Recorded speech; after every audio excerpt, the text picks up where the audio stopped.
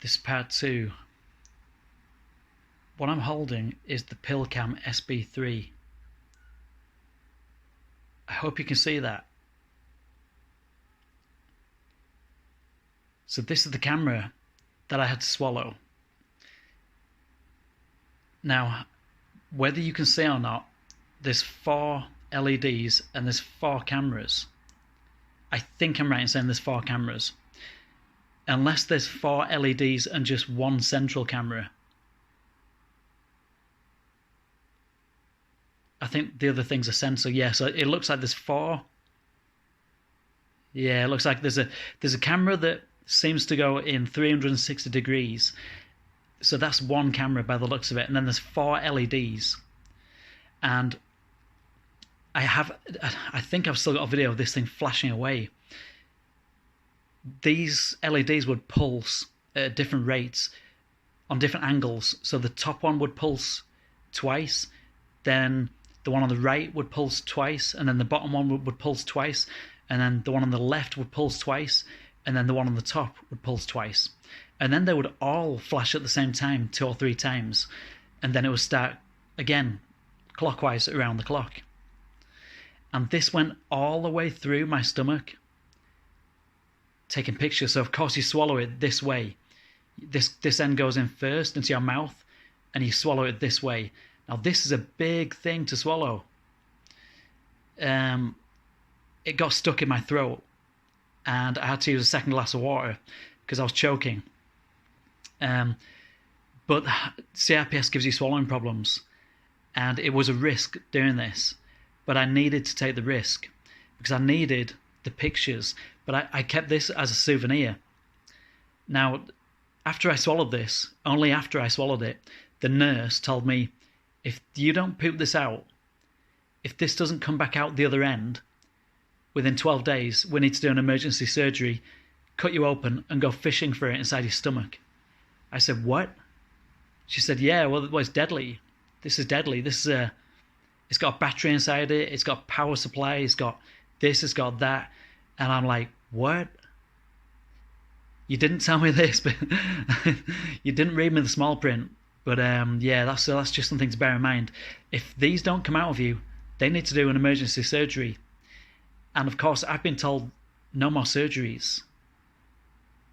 But I've reached a point where I'm going to have to go for another surgery. It's not even a choice anymore. But these things are genius. The technology is genius. And what you do is you wear a belt. It's called a detector belt.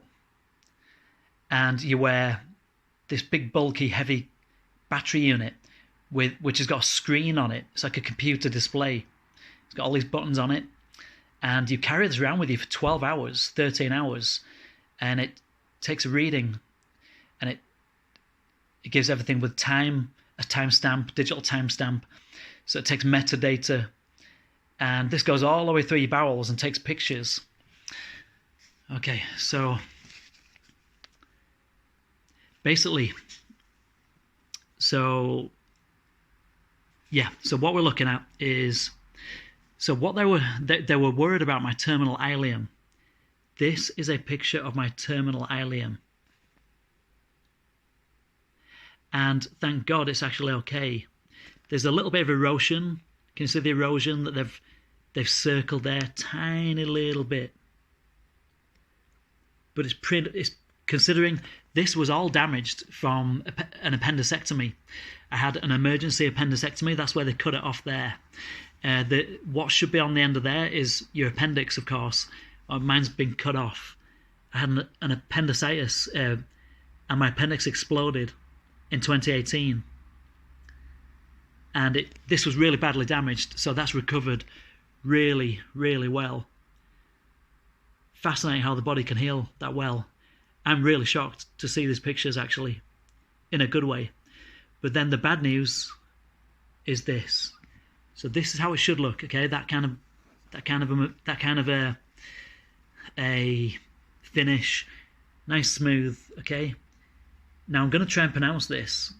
If there's any doctors out there watching this, you might be able to pronounce this. Lymphangiectasia. I probably butchered that. But can you see this huge lump here? There's a little green arrow pointed to it. There's not just one, there's two. Okay, now my doctor doesn't really know what this is, but he said it can cause, he kind of knows the basics. They get taught the basics in medical school when they learn to be a GP. He told me that this is my lymph nodes, and my lymph nodes are tremendously swollen for some reason. And of course, it probably just goes hand in hand. God, if I can hold this camera still. Hopefully you can see that anyway. So this is this lymphangiectasia. I don't know, I'm probably butchering this name. But there's two sections, and this is the valve. This looks bad, right? But that's actually normal. Apparently that's normal. Okay, and that looks like there's something wrong with there, but that's normal. This is the terminal ileum. This small pock marks, which is erosion from where my appendix ruptured and spilt toxic corrosive poison all over the terminal ileum. This had marks like this all over. So since 2018, considering there's just these two marks here, you know, this one and this other one here, that's actually pretty good, right? So that's good. That's the good news. The good news is also I don't have Crohn's disease, and I don't have bowel cancer. But these, my doctor told me, cause problems. These can cause quite a lot of tummy issues, and that's why my stomach's blowing up like a balloon, and I'm getting these pockets of gas trapped in my stomach. I mean, that's the only thing that the scan showed of any significance. There was nothing else of any significance. So that's where I am. And it was this that took these pictures. Incredible bit of technology. And I've been shown that when it gets to the SB4 and the SB5, they'll be even smaller. You know, the SB4 could be maybe this small. Like, you know, they've estimated like the size of could be down to the size of like a regular capsule. You know, I mean, these are pretty big. That got stuck in my throat for about 30 seconds. That was a long 30 seconds when you're choking. But I finally managed to get it down me. And yeah, so that's where we are. But this isn't where I need the surgery. The surgery is, of course, my rectum. And I don't know how severe it's going to be, how much of a surgery, until they actually put the camera up and start doing the surgery.